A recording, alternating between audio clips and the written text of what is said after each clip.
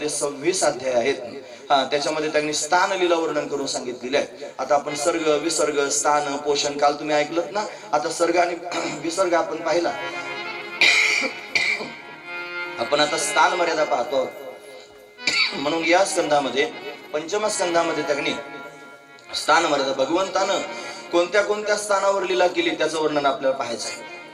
राजा परीक्षित त्यांनी ऐकतोय, त्याला समाधान वाटतंय. राजानं प्रश्न विचारला. आता महाराज परीक्षित वाच हे प्रियव्रतो भागवत आत्माराम कथम मुने गृहे रमत यन्मूल कर्मबंध पराभव. महाराज तुम्ही त्यांनी उत्तानपाद राजाचे चरित्र त्यांनी सांगितलं विदुर काकांच्या माध्यमातून, पण प्रियव्रताचं पुढे काय झालं हे सांगितलं नाही. शॉर्टकट सांगितलं तिथे, तो ब्रह्मचारी राहिला. त्याचं पुढे काय झालं मला ऐकायचं, कृपा करून सांगा. प्रियव्रत भागवत आत्माराम कथम मुने, तो त्यांनी महाराज त्याच्या स्थितीत दिव्य स्थितीत आहे. मग त्याचं पुढे काय झालं सांगा. म्हटले असं आहे, स्वयंभू म्हणून आणि ब्रह्मदेवानं त्याला समजून सांगितलं की तू त्यांनी असा ब्रह्मचारी राहू नकोस. तू त्यांनी भगवंताचं चिंतन करता करता प्रपंच संसार कर, गृहस्थाश्रमात पदार्पण कर. धन्य गृहस्थाश्रम, असं गृहस्थाश्रमाविषयी बोललं जातं ना. म्हणून गृहस्थाश्रमात पदार्पण कर असं त्याला सांगितलं. नाही म्हणत होता, पण गृहस्थाश्रम कसा चांगला हे सांगितलं. सानंद सदनम सुताश सुधेय कांतामृत भाषिण सन्मित्रम सदनम स्वयोषित्रितिष्ठाज्ञा परा सेवका आतिथ्यम शिवपूजनम प्रतिदिनम मिष्टान्न पानम गृहे साधो संगमुपासिता हि सततम. धन्य गृहस्थाश्रम. मग धन्य गृहस्थाश्रम, गृहस्थाश्रमाला धन्य म्हणलंय, तो खरंच धन्य आहे. पण तसाच केला तर, नाहीतर धिक्कार करण्यायोग्य सुद्धा गृहस्थाश्रम असतो. क्रोशांत शिव सवारी सदनम पंकावृतम चांगनम शय्यादंशवती च वृक्षमशनम धूमेन पूर्ण ग्रहम भार्या अनिष्टुर भाषिणी प्रभर्पी क्रोधेन पूर्ण सदा स्नानम शीतलवारिणाम सततम.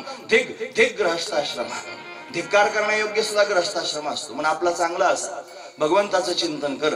त्याला त्यांनी प्रश्न विचारला, सांग नाव पाण्यात असावी की पाणी नावेत असावं. तुम्ही ऐकतात ना सर्वजण, गडबड झाल्यामुळे विसरून माझ्या बरोबर चालत राहा तुम्ही. प्रश्न आहे, नाव पाण्यात असावी की पाणी नावेत असावं. पाणी नावेत असावं, नाव पाण्यात असावं. नावेत जर पाणी घुसलं तर बुडत असते. तसा संसार आपल्यात असावं की आपण संसारात असावं.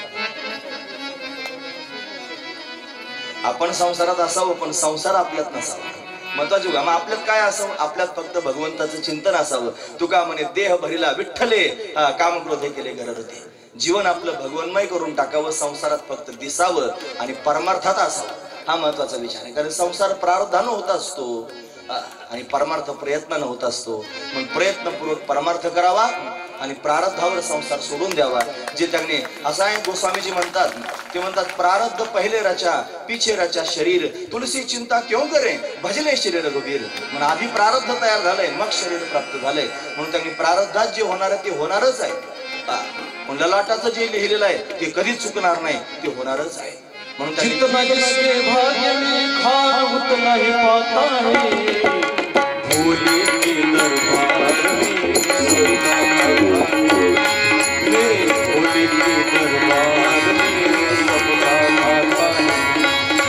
जितना जिसके भाग्य में खान उतना ही पाता है. जितना जिसके भाग्य में खान उतना ही पाता है.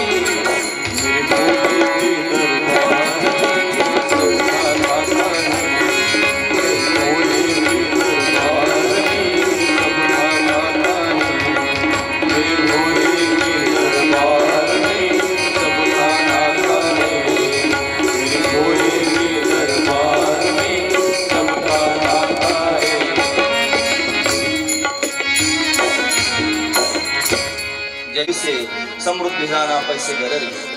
त्याच्या विरुद्ध आहे का प्रारब्ध झाले उदासू पालटे संपत्तीचा विलासू. ही सगळी प्रमाण साधू संतांनी आधीच करून ठेवलेली आहेत.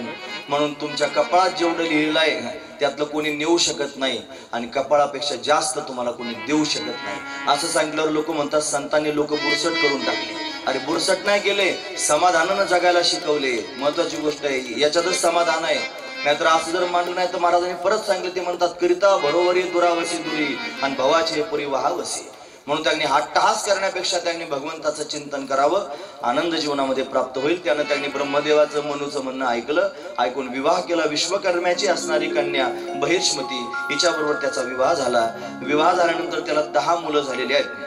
ती 10 मुलं त्यांनी महाराज 10 त्यांनी स्थानांचे अधिपती झाली, 7 मुलं त्यांनी 7 स्थानांचे अधिपती झाले.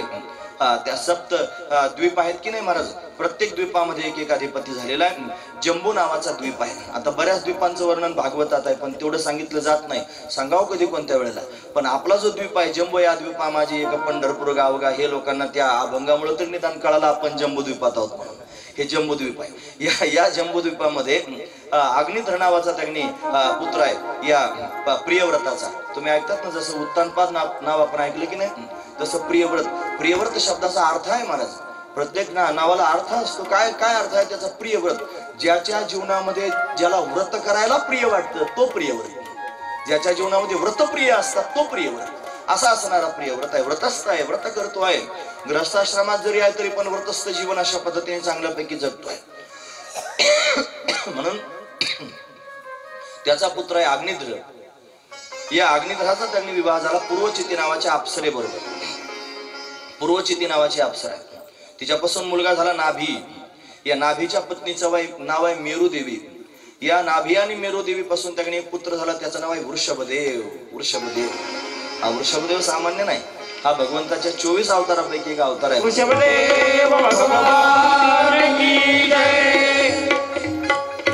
हे भागवत म्हणजे वाट काढत काढत अवतारापर्यंत जायचं असं. आता आपण वाट काढत काढत वृषभदेवापर्यंत आलेलो आहोत. वृषभदेव भगवंताचा अवतार आहे. आपण काल परवा ऐकलंय की जैन धर्मामध्ये त्यांनी वृषभदेवांना प्रथम तीर्थंकर मानलं जातं आणि आपल्या धर्मामध्ये त्यांनी भगवंताचा अवतार मानलं जातं. म्हणून वृषभदेव हा भगवंताचा अवतार आहे. या वृषभदेवाचा विवाह त्यांनी इंद्राची कन्या जयंतीच्या बरोबर झाला. तुम्हाला रामकथेमधला जयंत माहित असेल, कावळ्याचं रूप धारण करून आला, सीतेच्या पायाला त्यांनी चावा घेतला, तो जयंत. त्याची बहीण आहे महाराज जयंती. या जयंती बरोबर वृषभदेवाचा विवाह झाला. याला त्यांनी 100 मुलं झाली महाराज. 100 मुलांची यादी आहे लांबलचक. मुलांना उपदेश केला. 100 मुलांना बाप उपदेश करतोय. तो म्हणतो नायम देहो देह भायान भाजान नृलोके कष्टान कामान हातेन बिड भुजाये तपो दिव्यम पुत्रको येन सत्वम. असं त्यांनी भरपूर त्याला वैराग्याचा उपदेश मुलांना अशा पद्धतीने त्यांनी केलेला आहे. वैराग्य संपन्न मुलं झाले. बापानं उपदेश केल्यानंतर भागवत मोठं गमतीचं आहे महाराज. कुठं मुलगा आईला उपदेश करतो, कुठं बाप मुलांना उपदेश करतो, कुठं मुलगा बापाला उपदेश करतो. गोकर्णानं आत्मदेवाला उपदेश केला म्हणजे मुलानं बापाला उपदेश केला. आता इथं बाप मुलाला उपदेश करतोय. असे उपदेशाची परंपरा भागवतात पाहायला मिळते. कोणीही कोणाला उपदेश करू शकतो. चुडाला राणी होती, चुडाला नावाची राणी, तिनं आपल्या पतीला उपदेश केला होता. असे अनेक उपदेशाची प्रघात आहेत. त्याच्यामध्ये बापानं मुलांना उपदेश केला म्हणून बापानं मुलाला उपदेश करत जावा. आताचे बाप मुलाला फक्त पैसे कमवण्याचा उपदेश करतात. आताचे बाप त्यांनी फक्त पोट भरण्याची विद्या शिकवण्याचा प्रयत्न करतात. बाप जर समर्थ असेल, जर ज्ञानी असेल, जर तो त्यांनी बुद्धिमान असेल तर त्यानं त्यांनी संपत्ती कमावण्याचा उपदेश करावाच करावा, पण त्याच्याबरोबर मुक्त होण्याचा उपदेश करावा. बाळा, हे जीवन त्यांनी मुक्त होण्याकरिता मिळालेलं आहे म्हणून तोच बाप सगळ्यात श्रेष्ठ आहे महाराज. पोटाला लावणारे तर किती पण आहेत, संसार करायला शिकवणारे तर किती पण आहेत महाराज, पण मुक्त करायला शिकवणारे त्यांनी फार कमी आहेत. म्हणून बापानं मुलांना उपदेश काय करावं हे याच्याकडून शिकून घ्यावं. सूर मंदिर तरुण मूल निवासा शय्यामा भूतल माझी नवासा सर्व परिग्रह भोग त्यागा कस्य सुखम न करोति विरागा.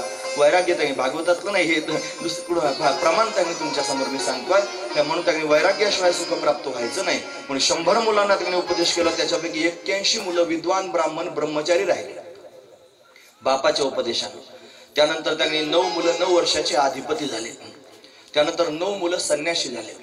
त्या 9 मुलांचं नाव आहे कवी, हरी, द्रुमिल, करभाजन. हे त्यांनी 9 नाथ आहेत की नाही, हे गर्भगिरी पर्वतच 9 नाथांचा आहे. म्हणून हे प्रत्यक्ष नारायण त्यांच्या घरी प्रगट झालेला आहे आणि हेच पुढे जाऊन त्यांनी नाथांच्या रूपानं प्रगट झाले. ते 9 संन्यासी आहेत. आणि एक मुलगा आहे त्याचं नाव आहे भरत. भरत नाव त्याचं अशा पद्धतीने ठेवलं. म्हणून या वृषभदेवाच्या घरी त्यांनी भरत जन्माला आला. 2 विशेष असणाऱ्या महापुरुषांचं हे त्यांनी वर्णन आहे महाराज. म्हणून त्यांची कथा, त्यांनी 2 परमहंसांची कथा आहे. एक भक्त परमहंस आहे, एक ज्ञानी परमहंस आहे. म्हणून वृषभदेव त्यांनी महाराज भक्त, हा ज्ञानी परमहंस आहेत आणि हा भरत त्यांनी भक्त परमहंस आहे. हा भक्त सुद्धा मोठा तपस्वी आहे. याचं काय वर्णन करून सांगावं, नाथ महाराजांनी तोंड भरून त्याचं वर्णन केलं महाराज. ते म्हणजे हा भरत असा होता, त्याने दिगमंडल जिंकिले, समुद्र वलयांकित राज्य केले, नानाविध भोग भोगिले, जे नाही देखील सुरवरी, जे देवतांना पाहायला मिळाले नाही ते भोग त्यांनी त्याला भोगायला मिळाले. अनुकूल स्त्रिया पुत्र, अनुकूल मंत्री पवित्र, अनुकूल राज्य स्वतंत्र, ते त्याजिले विचित्र नाना भोग. सगळ्या भोगांचा त्याग करून भगवंताचं चिंतन करण्याकरिता हा राजा वनात निघून गेला होता, अशी त्याची ख्याती आहे. विशेष गोष्ट अंडरलाईन करण्यासारखी आहे, तुम्ही ऐकतात ना सर्वजण.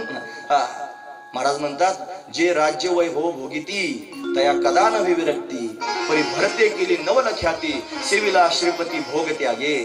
सगळ्या भोगांचा त्याग करून भगवंताचं चिंतन केलं महाराज. ज्याच्या जीवनामध्ये भोग आहेत त्याला परमार्थ करावा असं वाटत नाही. ज्याच्याकडे 4-2 रुपये आहेत, खिसा गरम आहे, त्याला कधी देवधर्म करावा असं वाटत नाही. अरे संपत्ती असून भगवंताचं चिंतन करावं असं वाटतं, ती भगवंताची विभूतीच आहे महाराज. ज्याच्या जीवनात संपत्ती आहे आणि संपत्ती असून देवाचं चिंतन भजन करतोय, ती भगवंताची विभूती आहे. म्हणून संपत्ती, मान, सन्मान, प्रतिष्ठा, वैभव हे देवापासून दूर करणार आहे. विमुख जनमोहिनी माया त्याने त्रास देत असते, त्याच्यात अडकून पडावं लागतं, असा त्यातला भाव आहे. म्हणून राजा मोठा तपस्वी आहे. त्यानं त्याने महाराज सगळ्या भोगांचा त्याग केला. अरे प्रत्येकाच्या अंतकरणात काही ना काहीतरी कामना आहे. प्रत्येकाला असं वाटतं काही ना काहीतरी मिळवं, पुढचं मिळवत जावं. निस्वष्टी शतम शतिदश शतम लक्षम सहस्राधिपा लक्षेश क्षितिपालताम क्षितिपतिश्चक्रे शताम वांछति चक्रेश पुनरिंद्रताम सुरपतिर ब्रह्मापदम वांछति ब्रह्मा शैव पदम शिवो हरिपदम आशा वधिंको गतः. आशेनं कोणाला सोडलं सांगा, पण राजानं त्यांनी मला सगळी आशा सोडून दिली आणि भगवत चिंतना करता निघाला. हे देवासाठी घेऊन जोग अवघा भोग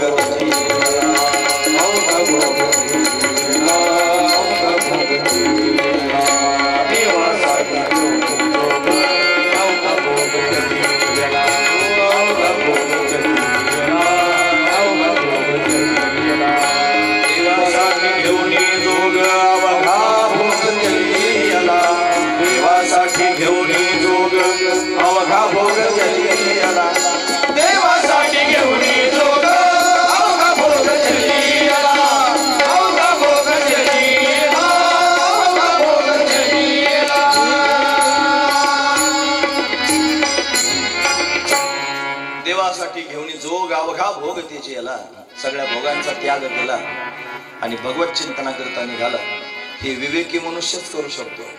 ज्याला विवेक प्राप्त झालेला आहे, ज्याला सत्संगतीनं आत्मा अविनाशी व क्रिया रहित असून तद्व्यतिरिक्त सर्व चंचल व विनाशी आहे हे कळालंय, तोच हे सगळं काय करू शकतो. म्हणून त्यांनी विवेक महत्वाचा आहे. विवेकाधिष्ठित बुद्धी असावी, वैराग्य असावं, पण विवेकासहित वैराग्याची बळ, विवेक त्यांनी आपल्या अंतकरणात असावा. कृष्ण जन्माची तयारी चालू आहे का? अहो ती 10 वाजता आहे. राजा आत्ताशी गेलाय 8:30 वाजता वनात. श्रीकृष्ण गोविंद त्याच्यात होऊन घ्या लगेच कथा. जड भरत राजा, त्याला जड भरत नंतर नाव प्राप्त झाले.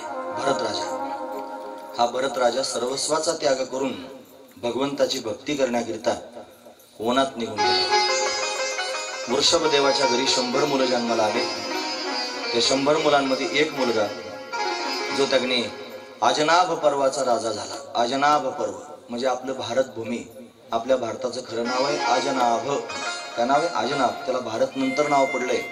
भारत शब्दाचा अर्थ होतो भा म्हणजे भक्ती आणि रथ म्हणजे रथ, भक्तीमध्ये रथ असणारा.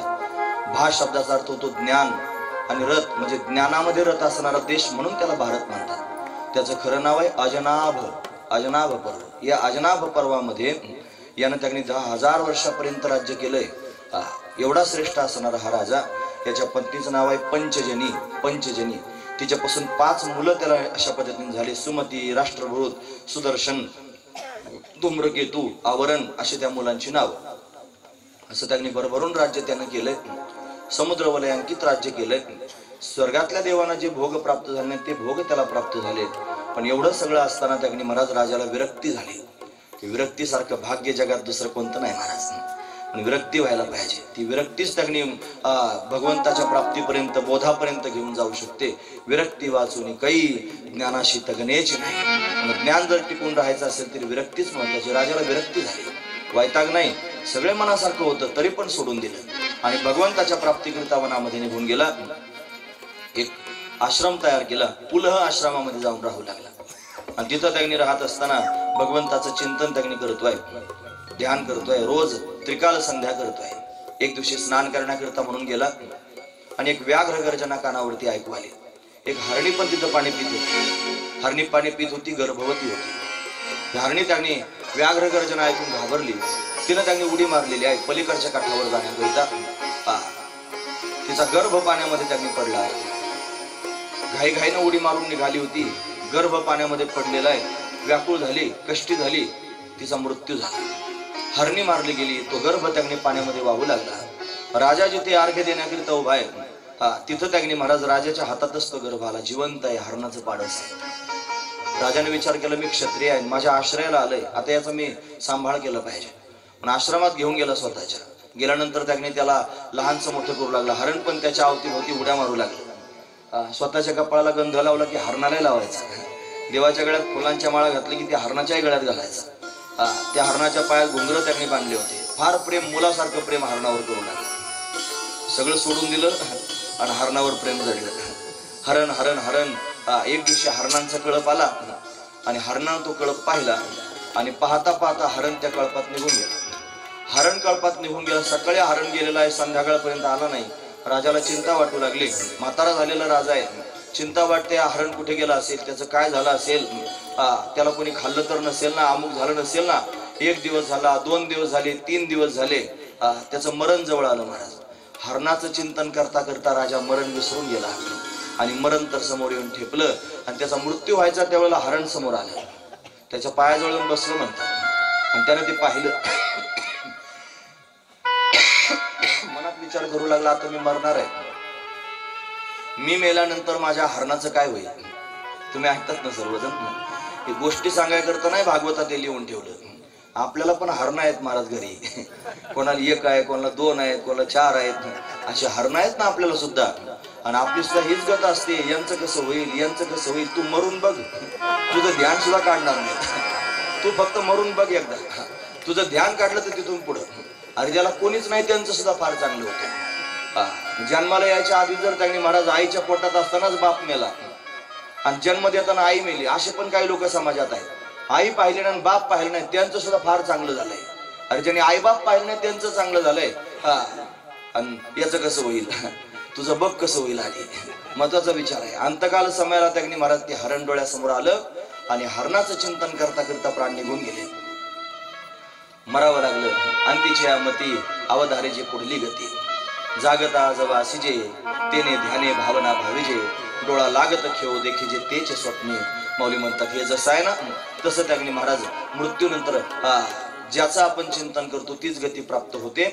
म्हणून त्यांनी एवढा मोठा श्रेष्ठ राजा पण मृत्यू त्यांनी झाला आणि पुढे त्यांनी महाराज हरण व्हावं लागलं. हरणाच्या जन्माला गेला. 6 महिने हरण झाला होता, 6च महिने होता. पण त्याला आठवण होती मागच्या जन्मातली. एकादशीचं व्रत करीत होता. दशमीला एकदाच पाला पाचोळा खायचा, दिवसभर परत काही खायचं नाही. एकादशीला दिवसभर उपवास धरायचा, द्वादशीला पुन्हा एकदा पाला पाचोळा खायचा, परत काही खायचं नाही. आणि हरण एकादशा धरतात, माणसं धरीत नाहीत. असो त्याचं ते आता हे सांगायला विस्तार त्याचा फार जास्त होऊ शकतो. पण अशी त्याची अवस्था. एकदा उंच त्याने शिखरावरून उड्या मारत असताना पडून त्याचा मृत्यू झाला. हरणाचं शरीर सुटलं आणि पुढचा जन्म प्राप्त झाला ब्राह्मण कुळामध्ये, अंगिरस गोत्रामध्ये जन्माला आला. पण जुळ्यामध्ये जन्माला आला. त्याला एक बहीण त्याने होती आणि मूळ नक्षत्रावर जन्माला आला होता. जन्म झाल्याबरोबर त्याची आई मरण पावली. मग काय करावं. हा तर त्याने लहानच आहे. त्याच्या बापाने दुसरी बायको केल्यानंतर तिला 2-3 मुलं झाली. हाही लहानचा मोठा होऊ लागला. पण याची स्मृती मात्र गेली नाही. भगवत चिंतनाची स्मृती अशीच आहे, मी भरत राजा आहे हे त्याला माहित होतं महाराज. त्याचं नाव तिथेही त्यांनी महाराज भरतच ठेवलं. पण याला स्वतःचं विशेषत्व लोकांना कळू दिलं नाही. चातुर्य लपवी, महत्व हरवी, पिसेपण वरवी, जगा माझी अशा अवस्थेत स्वतःचं पांघरून घेऊन त्यांनी होता. वेडेपणाचं सोंग घेतलेलं होतं म्हणून लोक त्याला वेड म्हणत होते. जड शब्दाचा अर्थ तो वेडा, जड शब्दाचा अर्थ तो मूर्ख, जड शब्दाचा अर्थ तो अज्ञानी. म्हणून वेडेपणाचं सोंग घेतलं म्हणून भरतच नाव होतं. पण जड भरत सर्वजण म्हणू लागले. हा झाला जड भरत. हा त्याने महाराज वडिलांच्या घरी राहत होता. भाऊजाया त्याच्या घरात आल्या होत्या. त्या म्हणायचे, भाऊजी आज जेवायला देईन, पाणी भरता का थोडं. मग त्यांचं पाणी भरत होता, धुणं धुत होता, सगळी कामं करायचं. मस्त त्याने होता. शेतावर राखण करण्याकरिता गेला होता. बटाट्याची शेती होती. असे मोठे मोठे झाडं बटाट्याची होती. घडची घड वरती आलते बटाट्याची, नाही ना तुम्ही ऐकता आहात. म्हणजे अशी त्यांनी शेती बटाट्याचं राखण करत होता. एक दिवशी त्यांनी महाराज काही निषादांनी देवीला नवस केला होता. तो नवस त्यांनी पूर्ण झाला आणि कुणीतरी बळी द्यायचा. जो बळी आणला होता तो पळून गेला होता. याला धरलं देवीच्या समोर नेलं बळी देण्याकरिता. तर त्याच्या मस्तकावर त्यांनी घाव घालणार इतक्यात देवी प्रगट झाली. देवीने याला त्यांनी जीवदान दिलेलं आहे. त्या निषादांची मस्तक त्या देवीने उडवली, चेंडू सारखी खेळायला लागली. याला काय घेणं देणं नाही, तो मस्त त्याच्या मस्तीत निघून गेला महाराज घरी. अशी त्याची अवस्था. एक दिवशी पुन्हा बांधावर बसला होता राखण करायला. बटाटे जमीनच शेतात बरोबर येत नाहीत म्हणून त्यांनी महाराज राखण करत होता. आणि मग त्यांनी महाराज रहुगण नावाचा राजा होता. तो त्यांनी सिंधू सव्वीर देशाचा राजा आहे रहुगण. हा रहुगण राजा पालखीत बसून गंगासागर संगमाला त्यांनी महाराज कपिल भगवंताकडे उपदेश श्रवण करण्याकरिता निघाला. एक त्या पालखी वाहणारी जे असतात त्यांना त्यांनी कहार म्हणतात किंवा भोई म्हणतात. त्याच्यातले एक जण आजारी पडले. मग आता एक त्यांनी मनुष्य कोणतरी सेवक पाहिजे. कोण शोधावं म्हणा, बांधावर होताच बसलं. चल म्हणले माझ्यावर. चल म्हणले की निघाला. त्यांनी पालखीला खांदा दिला.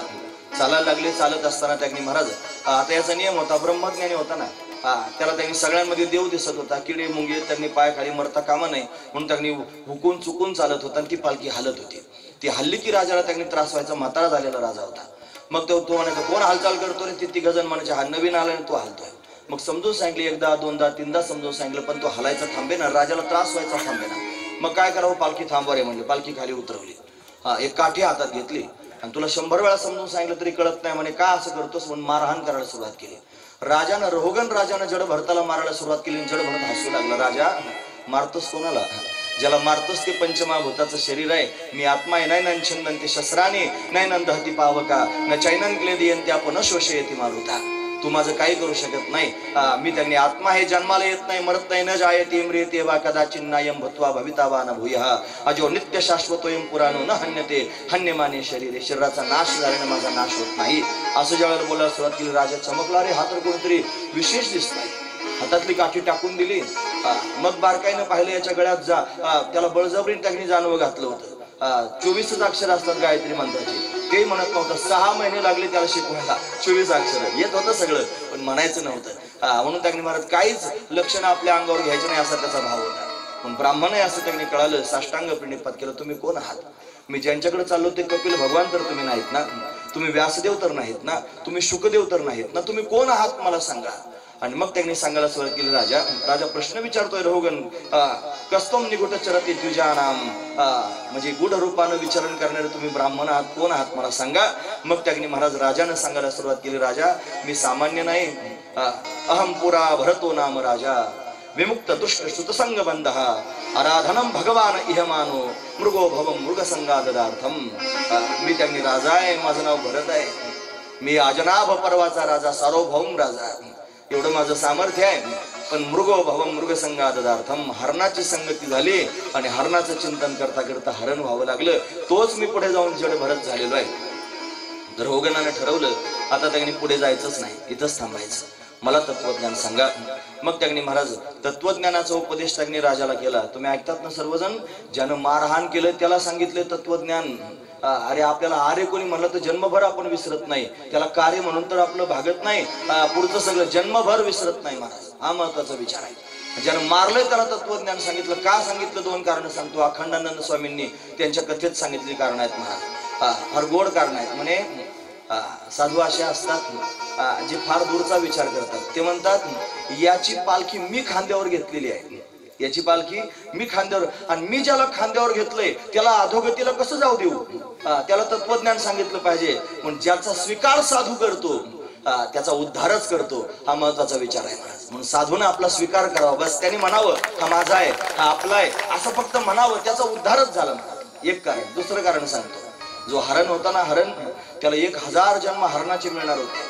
पण साधूची संगत झाली, कर्म जळालं. म्हणून त्यांनी महाराज पुन्हा नवीन जन्म प्राप्त झाला आणि मनुष्य योनीला आला. पुन्हा राजा झाला आणि तोच त्यांनी रहुगण होऊन त्यांच्या समोर आला आणि तत्वज्ञान श्रवणाकरता बसला. म्हणून तत्वज्ञानाचं वर्णन करून सांगितलं. यानंतर भवाटवीचं वर्णन करून सांगितलं. भूगोल सांगितला, खगोल सांगितला, जम्बू आदी करून द्वीपांचं वर्णन करून सांगितलं. अतल वितल आदी त्यांनी महाराज लोकांचं वर्णन करून सांगितलं. अतल वितल सुतल तलातल रसातल महातल पाताळ या सर्व लोकांचं त्यांनी वर्णन. भूलोक, भोरलोक, सुरलोक, जनलोक, तपलोक, महलोक, सर्व ऊर्ध्व लोकांचं वर्णन, 24 भुवनांचं वर्णन, 21 भुवनांचं वर्णन अशा पद्धतीने करून सांगितलं. आणि हे सगळं सांगता सांगता शेवटी नरक सांगितले. नरक, नरक कशाला म्हणायचं? नरकांची नावं याच्यात आहेत मला. तामिश्र, अंधस्था, तामिश्र, रौरव, महारौरव, वैतरणी आदी करून त्यागणी महाराज भयंकर असणारे नरक आहेत. या नरकात का जावं लागतं त्याची पण कारण वर्णन करून सांगितली. लांब लचक, त्याच्याकरता एक अख्खी कथा पाहिजे 3 तासाची. मग त्यागणी नरकांचं वर्णन सांगता येईल. म्हणून एवढ्या नरकांचं वर्णन करून सांगितलं. आणि मग त्यागणी महाराज राजानं ते ऐकलं सुद्धा. रघुगणानं तो तर कृतार्थ झाला, पण त्याचं ते ऐकून झाल्यानंतर राजा परीक्षितीने पण ऐकलं होतं. म्हणजे पाप केल्यावर नरकात जावं लागतं. मी तर पापच करून आलोय, ब्राह्मणाच्या गळ्यात मेलेला साप टाकून आलो. भीती वाटायला राजाला नरकात जाण्याची. मग काय करावं म्हणून हे सगळं वर्णन पूर्ण झालं. आणि त्याच्याबरोबर 5वा स्कंध हे पूर्ण झाला. 6व्या स्कंधात आपण पदार्पण करतो आहोत. याच्यामध्ये पोषण लीला आहेत महाराज. त्याच्यातल्या त्यांनी पहिल्या 3 अध्यायांमध्ये नाम प्रकरण सांगितलंय. त्यानंतर त्यांनी महाराज 14 अध्यायांमध्ये ध्यान प्रकरण सांगितलं. आणि 2 अध्यायांमध्ये त्यांनी अर्चन प्रकरण सांगितलं. 19 अध्याय या स्कंधामध्ये अशा पद्धतीने आहेत. राजाने त्यांनी प्रश्न विचारला, महाराज मला भीती वाटते नरकांची. राजा बोलू लागला, राजा परीक्षित बोलू लागला श्री शुकदेवांबरोबर. हरी राजोवाच हे अधुने महाभाग यथैव नरकान्नरा नाना उग्र यातनाया तन्मे व्याख्या. मला व्याख्या सांगा. हे जे सगळे दुःख त्यांनी भोगतो आहे, नरकात त्यांनी जावं लागेल, मला भीती वाटते आहे, विस्तार मला करून सांगा. या नरकात जाऊ नये याच्याकरिता काय करू हे मला सांगा. मग त्यांनी सांगायला सुरुवात केली, राजा चिंता करू नकोस. जेवढी नामाची शक्ती तेवढे पापाची नाही तरी जगती. भगवंताचं नाम त्यांनी असं श्रेष्ठ आहे की जे नामचिंतन जर केलं तर सगळं पाप अशा पद्धतीने जळून जातं. नामाचं महात्म्य सांगायला सुरुवात केली. भगवंताची शरणागती कर, पाप त्यांनी जवळ येणार नाही, पाप जळून जाईल. मग तरी कीर्तनाचे नि नटनाचे नासिले व्यवसाय प्रायश्चित्ताचे, ते नामाचे नाही पापाचे असे केले. किंवा तृणाग्नी मिळे समरस झाले तैसे नामे केले जपता हरी. पण भगवंताचं नाम श्रेष्ठ आहे. पण नामाचं महात्म्य त्यांनी सांगायला सुरुवात केली. त्याच्याकरिता तुला एक उदाहरण सांगतो म्हटले. काय उदाहरण आहे? एक त्यांनी ब्राह्मण होता. कान्यकुब्ज नावाचा देश आहे. त्या देशामध्ये त्यांनी एक ब्राह्मण आहे, त्याचं नाव आहे अजामिळ. हे कान्यकुब्ज द्विज कश्चित दासीपतीर अजामिळ हा नामना नष्ट सदाचारो दास्या संसर्ग दूषिता. ब्राह्मण आहे. त्याच्या गुरुनं त्याला त्यांनी अशा पद्धतीने सांगितलं, शेजारच्या गावात जायचं नाही, काम आहे. फक्त जाताना मधल्या रस्त्याने जाऊ नको, असा दुरून जा. पण ते जाऊ नको म्हणल्यावर माणूस तेच करतो मुद्दाम. म्हणलं मधून काय पाहायला गेलं पाहिजे म्हणून मधून पाहण्याकरता गेलं. एक 4 पुरुष त्यांनी महाराज काय व्याभिचारणी स्त्री बरोबर जंगलात उघड्यावर व्याभिचार करत होता. आणि सात्विक असणाऱ्या ब्राह्मणाने पाहिलं, त्याची मती त्यांनी फिरली, कामाचा उद्रेक झाला. आणि मग काय करावं, ब्राह्मणत्वच त्यांनी घालवलं का दासी बरोबर विवाह केला. त्या दासीपासून त्यांनी 9 मुलं त्याला झालेली आहेत. आता 10व्यांदा गर्भवती आहे. संत महापुरुष रस्त्याने चालले होते, त्याच्याच दारात नेमके गेले. त्या स्त्रीकडे त्यांनी पाणी प्यायला मागितलं, पाणी दिलं. इतक्यात तो आला. हा बाहेर गेलेला होता अजामिळ, तो त्यांनी आल्यानंतर त्यांनी रागावलंय, म्हणला भिकारड्यानं उठा, माझ्या घरी त्यांनी आली, चला निघा मला इथून. भीक मागायला आले असाल ते म्हणले, मागायला आलो नाही काही, आम्ही भगवंताचं चिंतन करतो, तुझ्याकडे काही मागायची आवश्यकता नाही, पण मागायचा विषय तू काढतोयस. जर खरोखरच मागावं असं तुला वाटत असले तर ऐक, एकच वरदान आम्हाला तू देऊन टाक. म्हणे काय? तुला आता 10वा मुलगा होणार आहे, त्या मुलाचं नाव नारायण ठेव. हो ठेवीन म्हणला, निघा. साधू संत निघून गेले. आणि खरोखर त्याची पत्नी प्रसूत झाली. तस्य प्रवय सपुत्रा दशतेशाम तु यो वयम बालो नारायणो नामना पितृश्य दैतो भूषम. म्हणून त्यांनी मुलाचं नाव नारायण असं ठेव. मुलाचं नाव त्याने नारायण ठेवलेलं आहे. नारायण त्यांनी मोठा झाला. तो त्यांनी त्याच्या मित्रांबरोबर आहे. इकडं अजामिळाचा मृत्यू जवळ आला. अजामिळ अज शब्दाचा अर्थ होतो माया, आणि मिळ म्हणजे मिळालेला. म्हणून मायेला मिळालेला, मायेनं ग्रस्त झालेला जो आहे तो अजामिळ नावाचा जीव आहे. तो त्यांनी महाराज विषयाच्या संधीत सापडलेला आहे. आणि आता मृत्यू जवळ आला. यमदूत समोर आहेत. यमदूताने सांगितलं, जा अजामिळाला घेऊन या. यमदूतांनी फासा टाकलेला आहे. आणि आता ते ओढायला सुरुवात करतात. तितक्यात त्यांनी घाबरला. नाही का यमासी करुणा बाहेर काढता कुडी प्राणा, कुडीतून प्राण बाहेर येताना त्यांनी यम काही फिकीर करत नाही, ओढायला सुरुवात करतो. घाबरला आणि मुलाला हाका मारू लागला, नारायणा धाव, नारायणा धाव, नारायणा धाव. मुलाला हाक मारत होता. पण वैकुंठात माझा नारायण त्यांनी सावध झाला. हे म्हणे, जा, माझा भक्त कोणीतरी संकटात आहे. ते भक्त हसले. वैष्णव ते म्हणले, देवा काय भोळे आहात, अहो ते तुम्हाला हाक नाही मारे, ते त्याच्या पोराला हाक मारतय. देव म्हणला, पोराला मारू नये, अजून कोणाला मारू? नारायण नाव कोणाचं आहे? म्हणे तुमचंच आहे. मग कोणाच्याही निमित्तानं माझं नाव घेतलं तरी मी त्याला सोडवण्याकरिता गेलं पाहिजे, माझं कर्तव्य, जा त्याला सोडवण्याकरिता. मग विष्णुदूत आले. यमदूत आणि विष्णुदूतांचं भांडण झालं. यमदूतांना बेदम मार बसला. आजामेळ त्यांनी वाचला, त्यानं हे सगळं पाहिलं आणि आता त्यांनी महाराज यमदूत रडत रडत त्यांनी यमाकडे गेले. डोकं फुटलेलं आहे, हात मोडलेले आहेत, म्हणे तुमची अशी अवस्था कोणी केली? म्हणे त्यांनी विष्णुदूत आलं आणि त्यांनी आम्हाला मारलं. मग यमाना विचारतो काय करत होता त्यावेळेला, तुम्ही त्याला ओढत होते त्यावेळेस? म्हणे तो नारायणा धाव नारायणा धाव म्हणत होता. मग यमाना दूतांना सांगितलं, यमधर्म सांगेत होता तुम्हा नाही तेथे सत्ता, जेथे होय कथा सदा घोष नामाचा. नका जाऊ तया गावा नामधारकांच्या शिवा, सुदर्शन यावा घिरटी फिरे भवती. म्हणून जिथं नामचिंतन होतं तिथं यमानं जायचं नाही, असं यमाला स्पष्ट त्या दूतांना स्पष्ट यमानं त्यांनी सांगून टाकलेलं आहे. म्हणून आजामेळ वाचला आणि त्यानं का वाचला असेल तर भगवंताचं नाम त्यांनी घेतलं, नारायणा धाव नारायणा धाव.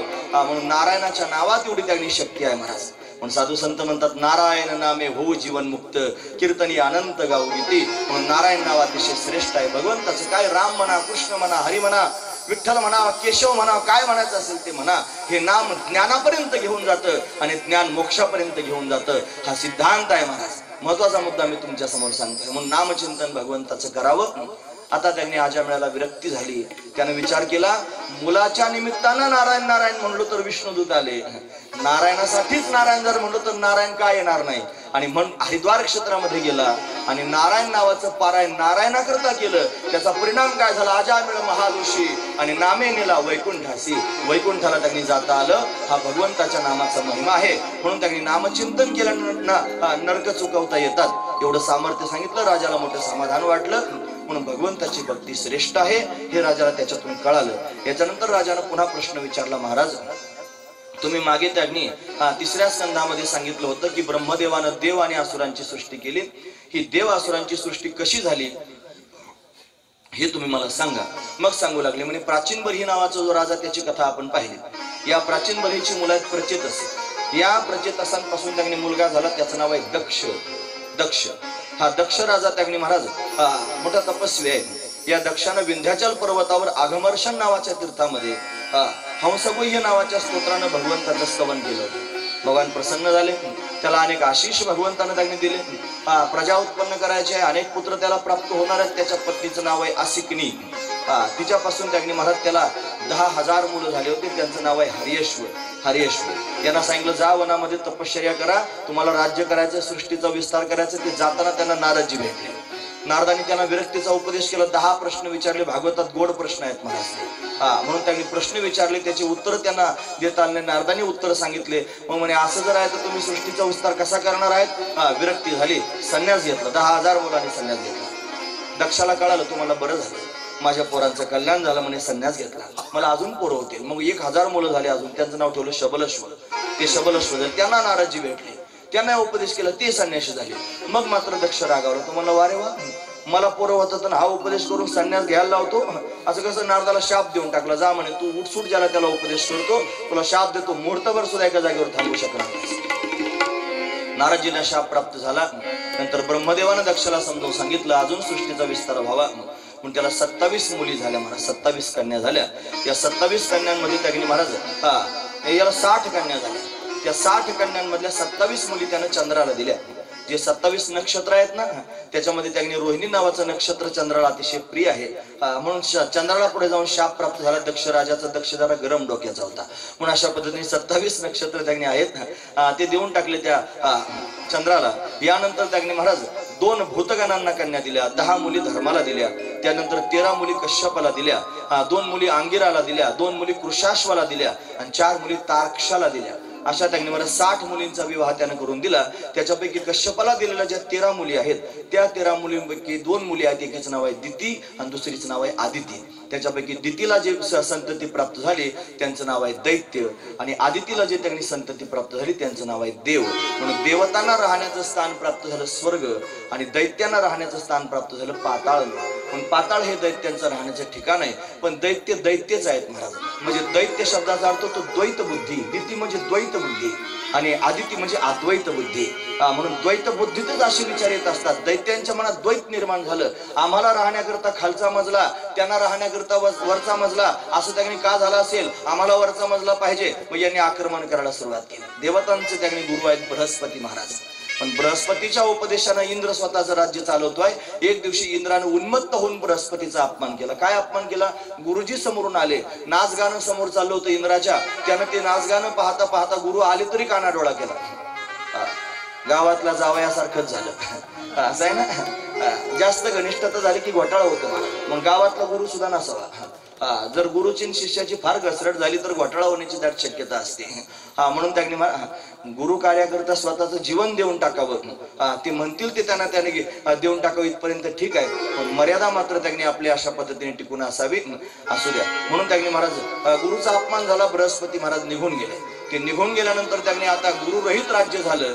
दैत्यांनी आक्रमण केलं. इंद्र त्यांनी महाराज राज्य सोडून पळून गेला. त्याला पळकुट्यासारखं पळावं लागलं दैत्यांचं राज्याला. मग काय करावं? मग त्याने सल्ला घेतला ब्रह्मदेवाचा. मग ब्रह्मदेवानं त्यांनी सांगितलं, हे बघा, तुम्ही त्वष्टा नावाचे ऋषी आहेत, त्यांचा मुलगा विश्वरूप त्याला गुरु म्हणून स्वीकारा. विश्व म्हणजे विष्णू आणि रूप म्हणजे स्वरूप. विष्णू स्वरूपच आहे महाराज, तो त्याचा स्वीकार करा. पण विश्वरूपाचा स्वीकार केला गुरु म्हणून. मग त्याच्या साह्यतेनं त्यांनी महाराज परत इंद्राचं राज्य त्याला प्राप्त झालं. पण त्याच्यात असा घोटाळा होता, या विश्वरूपाचे मामा होते दैत्य. हा यज्ञ करायचा, देवतांच्या नावाने आहुती टाकायचं, पण एक आहुती गपचूप दैत्यांच्या नावे टाकायचं. आता दैत्यानं आहुती टाकतोय हे इंद्राला कळालं. इंद्र रागावला. त्याला अजून एक नाव होतं त्रिशिरा. विश्वरूपाचं नाव आहे त्रिशिरा. यानं काय केलं? हातात खडग घेतलं, दैत्याला आहुती टाकतो, त्याचे तिन्ही मुंडके उडवून टाकले महाराज. एक गुरु पळून लावला आणि दुसरा त्यांनी मारून टाकला. असा इंद्र आहे. म्हणून त्यांनी आता काय करावं? ब्राह्मण मारला गेला. ब्रह्म हत्येचं पातक इंद्राच्या मागे पडू लागलं. इंद्र त्यांनी व्याकुळ झाला. मग त्यांनी महाराज पाण्याच्या तळात जाऊन त्यांनी भगवंताचं स्मरण केलं नारायण सरोवरामध्ये. आणि तिथं त्यांनी महाराज भगवंताची कृपा घडली. त्यांना आपलं जे पातक आहे ब्रह्म हत्येचं 4 लोकांना वाटून दिलं. त्यानं पृथ्वीला दिलं, जलाला दिलं, वृक्षाला दिलं आणि स्त्रियांना दिलं. म्हणून पृथ्वीच्या ठिकाणी खडक दिसतो हे त्याचं ब्रह्म हत्येचं पातक आहे. जलाच्या ठिकाणी बुडबुडे फेस त्यांनी येतो की नाही, हे ब्रह्म हत्येचं पातक आहे इंद्राचं. वृक्षांच्या ठिकाणी डिंक येतो, हे ब्रह्म हत्येचं पातक आहे. आणि स्त्रियांच्या ठिकाणी मासिक धर्म येतो, हे त्यांनी इंद्राचं ब्रह्म हत्येचं पातक आहे. असं त्यांनी वर्णन करून सांगितलं. असो, यानंतर त्यांनी महाराज इंद्र त्याने लपून बसलाय. परत त्याला त्याचं राज्य अशा पद्धतीने प्राप्त झालेलं आहे. देवतांचं हे त्यांनी कारस्थान पाहिलं आणि त्वष्टा ऋषी रागावले. त्याने विचार केला, माझ्या मुलाला मारून टाकलेला इंद्राला मारणारा मुलगा त्यांनी अशा पद्धतीने जन्माला यावून यज्ञ केला. यज्ञामध्ये आहुती टाकणं, इंद्राला मारणारा मुलगा व्हावा अशी त्यांनी आहुती टाकायची. पण चुकून त्यांनी महाराज बोलता बोलता शब्द बदलले. इंद्राकडून मरणारा मुलगा व्हावा असं त्यांनी शब्द बाहेर पडले. आणि त्या यज्ञकुंडातून एक त्यांनी असुर प्रगट झाला. त्याचं नाव आहे वृत्रासुर. हा वृत्रासुर प्रगट झाला. त्याने इंद्रावर आक्रमण केलं. इंद्राबरोबर युद्ध झालं. काही केला मारला जात नव्हता. हा कशानं मारला जाईल म्हणून सल्ला त्यांनी घेतला. मग म्हणले दधीची ऋषींच्या अस्थी जर आणल्या आणि त्याचं वज्र केलं तर हा मारला जाईल. म्हणून त्यांनी अशा पद्धतीनं दधीची ऋषींची विनंती केली. देवदैठण नावाचं ठिकाण आहे, आपण शिरूरच्या अलीकडे त्यांनी पाहतो. तिथं त्यांनी महाराज दधीची ऋषींचं स्थान आहे. त्यांना विनंती केली, जगाच्या कल्याणाकरिता तुमच्या अस्थी देऊन टाका. त्यांनी अस्थी दिल्या आणि त्याचं वज्र तयार केलं. ते वज्र अशा पद्धतीने करून त्या वृत्रासुराबरोबर युद्ध केलं आणि मग वृत्रासुर मारला गेला. पण मरताना भगवंताचं स्मरण करत होता. 4 श्लोक आहेत महाराज त्याच्या स्तवनाचे. न नागपृष्टम न च पारमेष्टम असं त्यांनी भरपूर वर्णन आहे. मरता मरता देवाचं स्मरण केलं आणि वृत्रासुर त्यांनी मारला गेला. इंद्राला त्याचं राज्य पुन्हा प्राप्त झालं. राजानं प्रश्न विचारला, वृत्रासुर तर असुर आहे, मग त्याला देवाचं स्मरण मरताना का झालं? त्याचं गतचरित्र आहे महाराज. तो चित्रकेतू नावाचा राजा होता. त्याला त्यांनी तपश्चर्या करून विद्याधर झाला होता. पार्वतीचा शाप त्याला प्राप्त झाला होता, दैत्य होशील.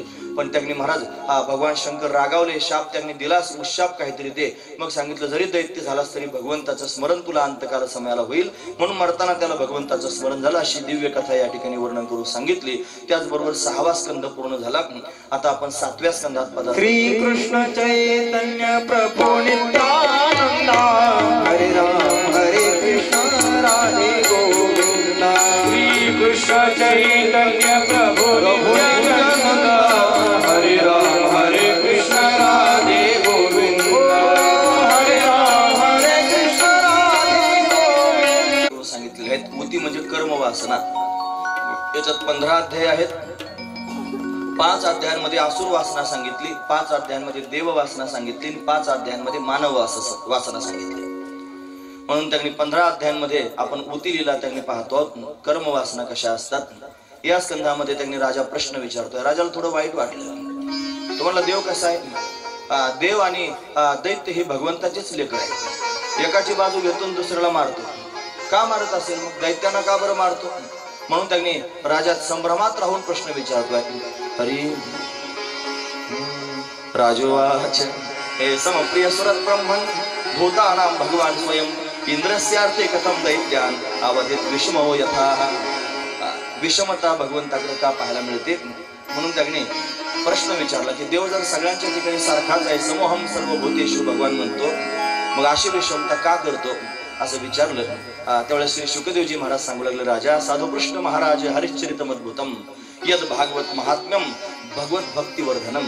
हे भगवंताचं चरित्र मोठं विलक्षण आहे, ते सर्वांना सहजासहजी कळत नाही, ते भक्ती वाढवणार आहे. ऐक, जसा तू मला प्रश्न विचारलास असाच प्रश्न एकदा राजसूय यज्ञाच्या वेळेला त्यांनी धर्मराजानं नारदांना विचारला होता. पांडवांच्या घरी राजसूय यज्ञ झाला त्यावेळेचा त्यांनी प्रसंग. आता ह्या प्रसंगात बोलणं बदलत जात आहे का? म्हणून त्यांनी धर्मराजानं प्रश्न विचारला. काय झालं? भगवंताचा त्यांनी आग्रपूजेचा मान देवाला द्यावा असं त्यांनी सर्वजणांनी एकमुखानं सांगितलं. त्यावेळेला त्यांनी शिशुपाल उभा राहिला.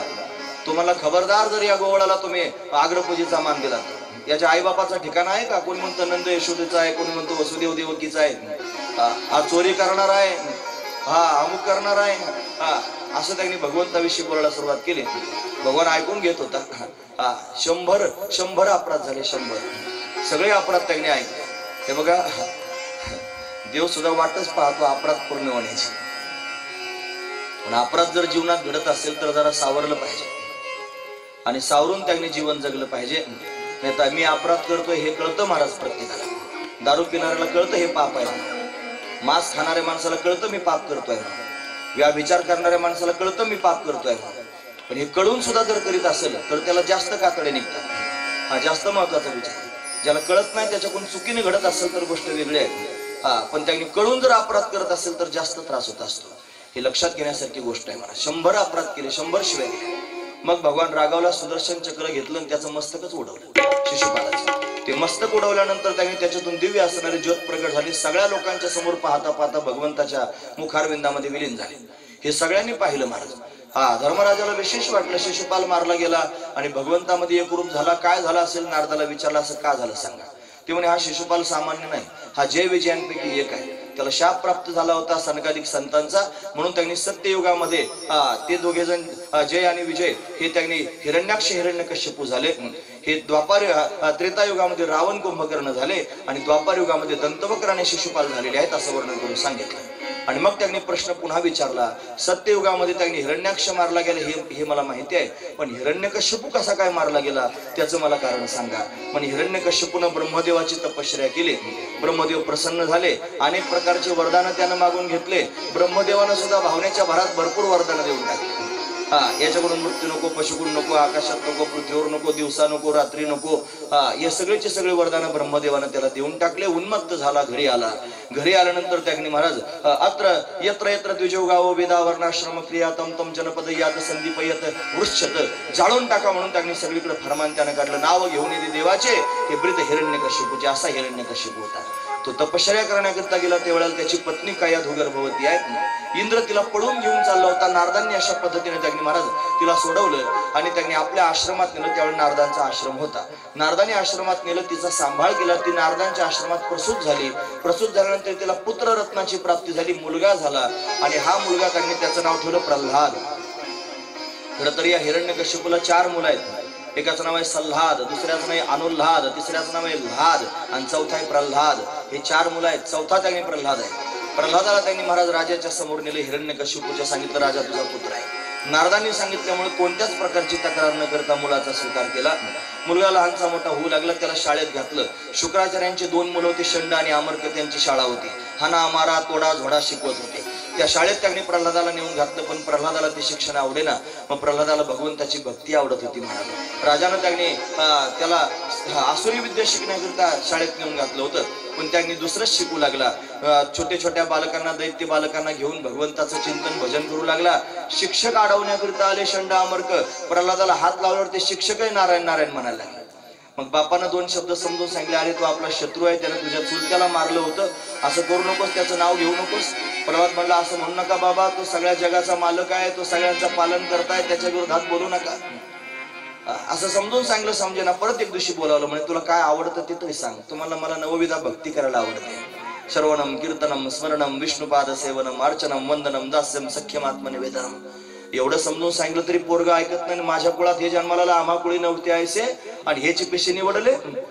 काय पोरा लागली चटण धरली वाट देवळाची. हे पोरग जिवंत ठेवण्याच्या लायकीच नाही, मारून टाका म्हणले याला. उंच कड्यावरून फेकून दिला. जसा मोराचा पीस वरून खाली पडावून शांतपणे जमिनीवर टेकावा असा प्रल्हाद काही झालं नाही. उकळते तेलात टाकला, हत्तीच्या पायाखाली दिला, जाळण्याचा प्रयत्न केला तरी पण जळेना. मग मात्र त्यांनी हिरण्यकश्यपू रागावला आणि मग त्यांनी महाराज त्याला विचारलं, सांग. बोलूनच घेतलं प्रल्हादाला. सांग म्हणे, कोपुनिया पिता बोले प्रल्हादासी, सांग ऋषिकेशी कुठे कुठे तुझा देव.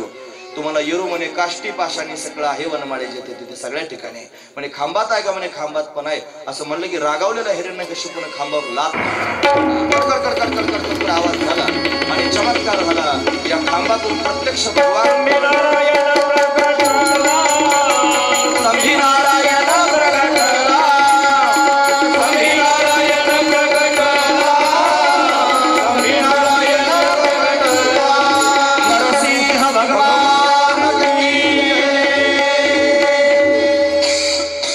भगवान प्रगट झालेले आहेत.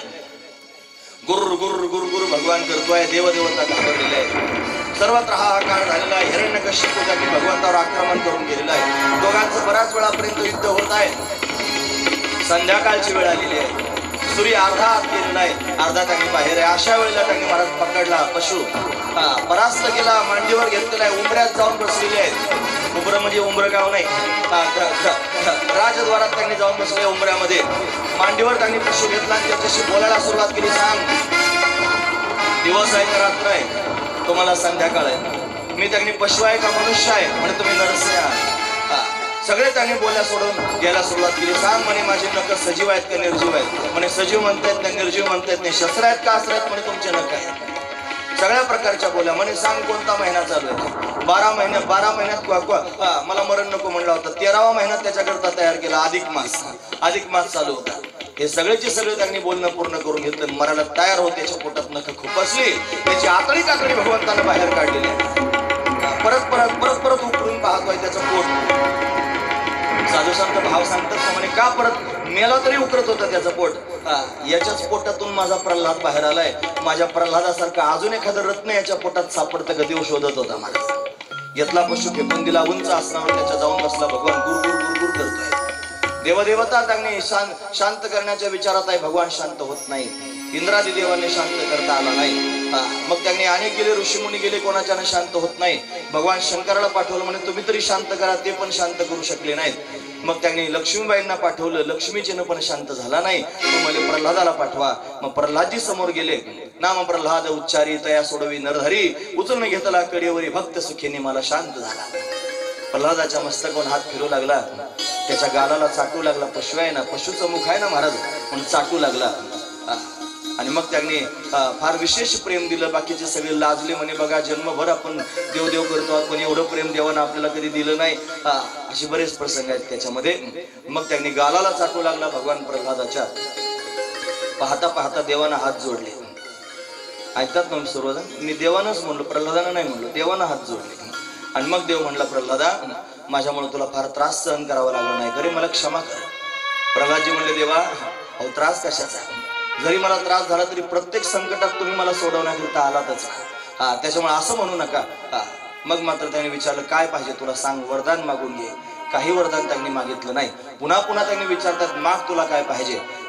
मग वरदान त्यांनी माग माग म्हणतोय म्हणून त्यांनी मागितलं, देवा असं वरदान दे की मला कोणाकडे कधीच आणि काहीच मागण्याची इच्छा झाली होऊ नये. असं त्यांनी वरदान मला तू देऊन टाक. भगवंतानं वरदान दिलं. त्याला आणखी त्यांनी आशीर्वाद दिले, तुझ्या वडिलांच्या नंतर तू राज्य करशील. म्हणून त्यांनी महाराज असं सगळं सुंदर दिव्य चरित्र भगवंतानं केलं. नरसिंह रूपात परमात्मा प्रगट झाला. प्रल्हादाला अनेक आशीष दिले. भगवान त्यांनी अंतर्धान झाले. असं त्यांनी दिव्य जीवन आहे. प्रल्हादजी सुकले होते थोडे. म्हणे का सुकला सांग. म्हणे माझ्यामुळे माझ्या बापाला मरावं लागलं. म्हणे चिंता करू नकोस, तुझ्यासारखा मुलगा ज्याच्या घरी जन्माला आला त्याला अधोगती कशी होईल. म्हणून दिव्य लोकाला हिरण्यकश्यपूला आधी पाठवून दिलं.